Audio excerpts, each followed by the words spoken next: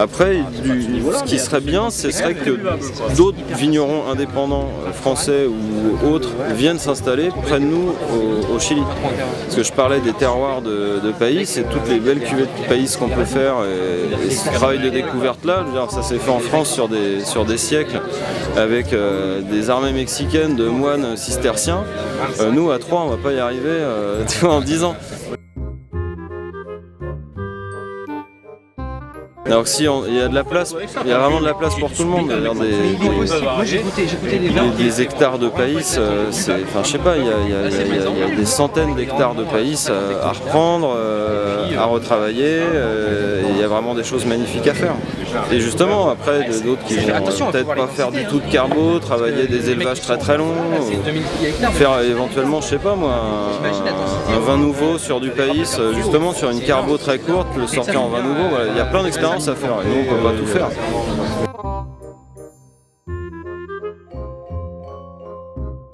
Le climat est vraiment là pour faire du vin de qualité. Ah bah oui, mais attends, c'est génial. Il y a un méchant voile. Il y a pas de... Il y a un méchant voile à enlever sur tout ça par contre. Il n'y a pas de maladie dans ce pays-là. C'est complètement dingue. Il y a une diversité génétique énorme. Le vignoble est hyper résistant. Il n'y a pas de mildiou, il n'y a pas de pourri, les arrière-saisons sont superbes. Non, c'est vraiment génial. Donc il y a énormément de raisins. En 2008, on nous a proposé quand même 800 tonnes de raisins. Quoi. Pour vous dire qu'on n'a pas vinifié 800 tonnes. On a fait 80. 70, 80. Mais donc il y a beaucoup de raisins, donc ça veut dire que voilà, c'est du raisin qui crève sur pied et c'est des gens qui crèvent la dalle. Je vois tes yeux, moi j'étais pas, mais je sais pas, je peux pas. C'est ça qui est intéressant au Chili, c'est qu'on a plein de cépages sous la main. À 10 km autour de Cauquenes, il y a au moins 15 cépages différents sur des vignes intéressantes à disposition. Donc c'est intéressant de faire du monocépage et c'est intéressant de travailler de l'assemblage sachant qu'on est complètement libre. Dans le Haut-Faugirois. Mais donc voilà, je lance un appel à tous les jeunes vignerons qui viennent nous aider. On fera la logistique ensemble, on leur prêtera du matos et qui viennent nous aider à faire des choses. Donc là, la cuvée on l'a appelée Wassa, qui est le féminin de Wasso. Le Wasso étant la figure emblématique du vignoble chilien, qui est un peu le gaucho argentin, mais au Chili.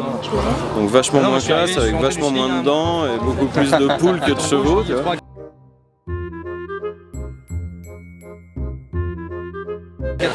Et bon, nous on vit dans le village, c'est des Wassos quoi, et des gens cool, simples, mais on a fait on était avec des jeunes Chiliens pendant la mise en bouteille qui nous aidaient, et quand ils ont vu l'étiquette, ils étaient hyper vexés quoi.